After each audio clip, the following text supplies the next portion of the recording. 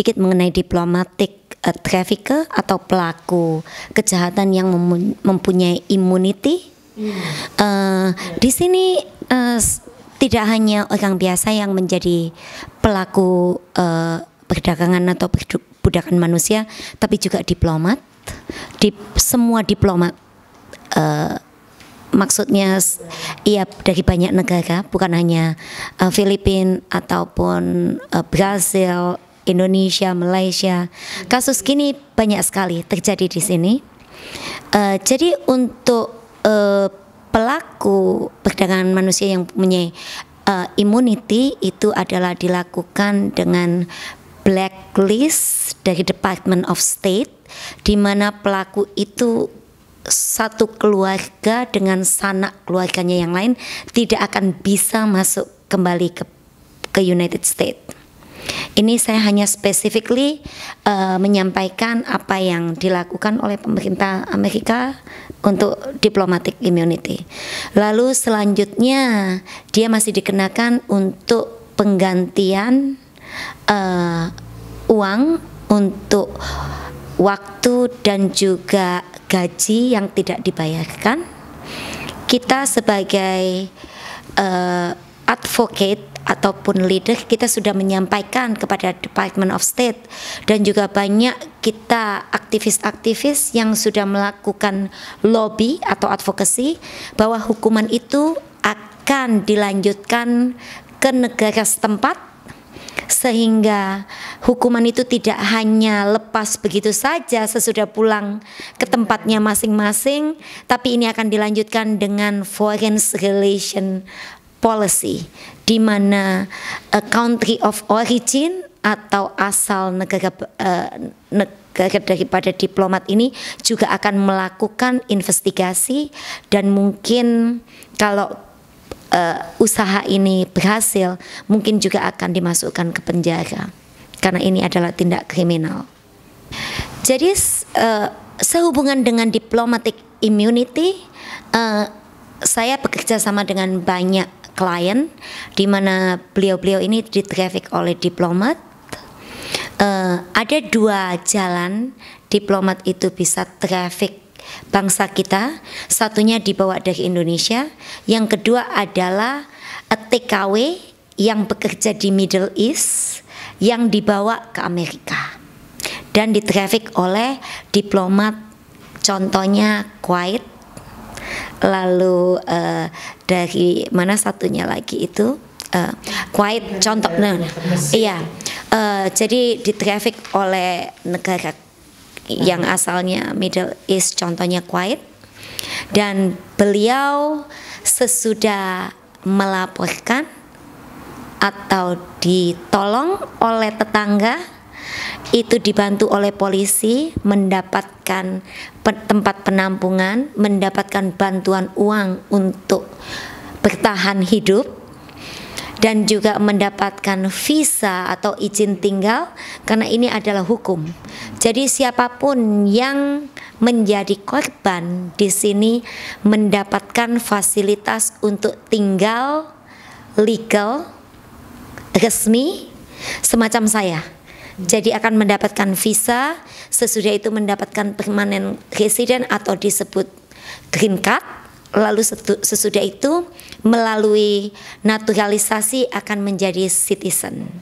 Jadi untuk yang di traffic diplomat itu sebetulnya jangan takut. Jangan takut untuk sembunyi, karena bantuan itu di sana ada. Kalau seandainya takut boleh meminta bantuan ICOC San Francisco atau menghubungi kami di New York, Mentari. Kita akan bisa address masalah ini dan kita bisa memberikan resources. Jangan takut untuk seandainya, jangan takut untuk bangsa Indonesia yang ditraffic oleh diplomatic immunity, karena bantuan selalu ada. Ya, saya bertemu dengan lebih dari 20 korban yang ditraffic oleh diplomatic immunity trafficker. Satu kasus ada gadis masih sangat muda, dia waktu itu di bawah umur datang lalu di traffic selama 4 tahun. Jadi selama 4 tahun itu dia bekerja 7 hari, 16 jam satu hari. Pasportnya diambil, dia tidurnya di lantai. Dijanjikan untuk sekolah di sini, tetapi itu hanya janji palsu. Lalu seminggu sekali dia dipaksa untuk kerja di laundromat. Jadi uangnya itu yang dipakai untuk hidup. Ini salah satu contoh. Yang kedua adalah ada ibu-ibu Indonesia yang ditraffic oleh diplomat Kuwait yang kerjanya 16 jam, 18 jam, dan juga disiksa, bukan hanya disiksa mentalnya saja tapi juga fisiknya, digebukin, iya, dianiaya, dipukul, lalu dikata-katain, dipanggil nama-nama binatang. Jadi siksaannya itu bukan hanya lahir batin tapi juga badan. Jadi tingkat penyiksaan ini sebetulnya untuk sex trafficking dengan labor trafficking itu sebetulnya semuanya disiksa. Banyak yang mengatakan bahwa labor trafficking tidak disiksa. Salah. Semua disiksa, tapi bentuknya lain dan traumanya itu sama. Malah ada satu yang sudah bekerja untuk rumah tangganya, malamnya masih juga digagai oleh diplomat ini.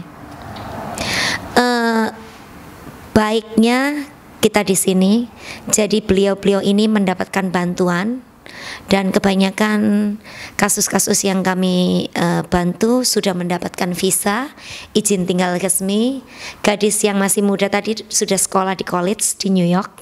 Dan juga ibu yang tadi saya ceritakan, dia sudah jadi CNA, nurse, dan satunya lagi dia sudah kerja sebagai nanny, tapi profesional nanny yang dapat gaji yang bagus.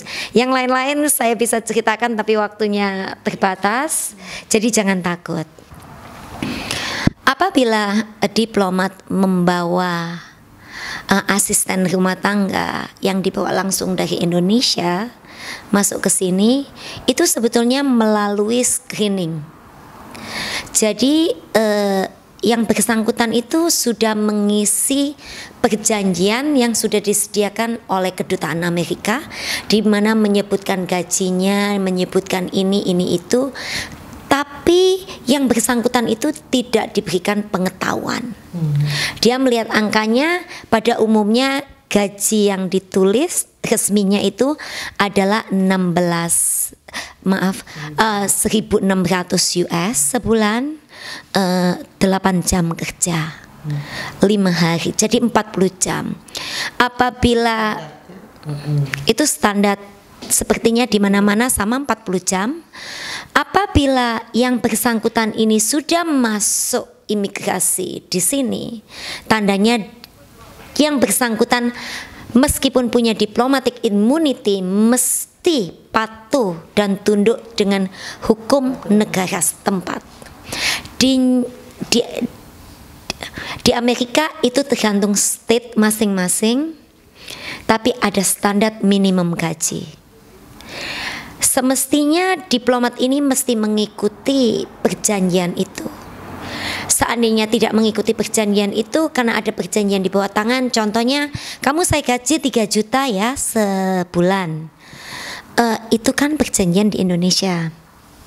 Tapi kalau sudah masuk di sini ya lain, karena makan minumnya kan di Amerika, bukan di Indonesia lagi. Jadi ini sangat tricky.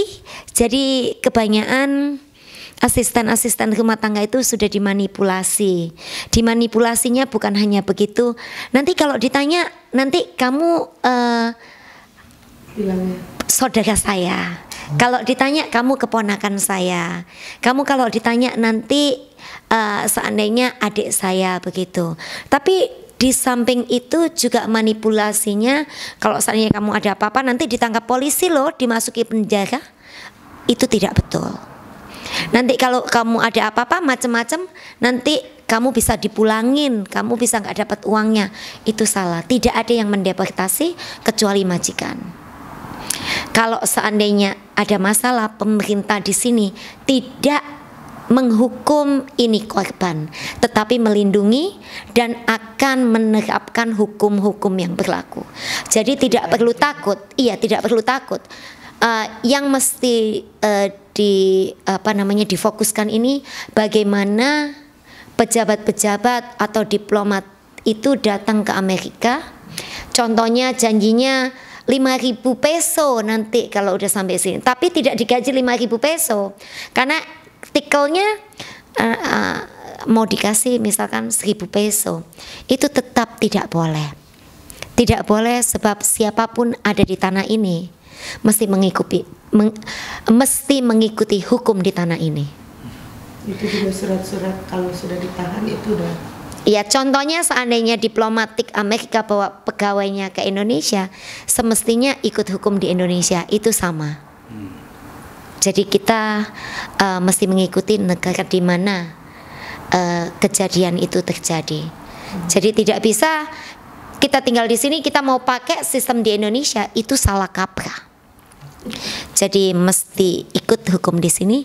Jadi underline ikuti hukum di mana kita menetap.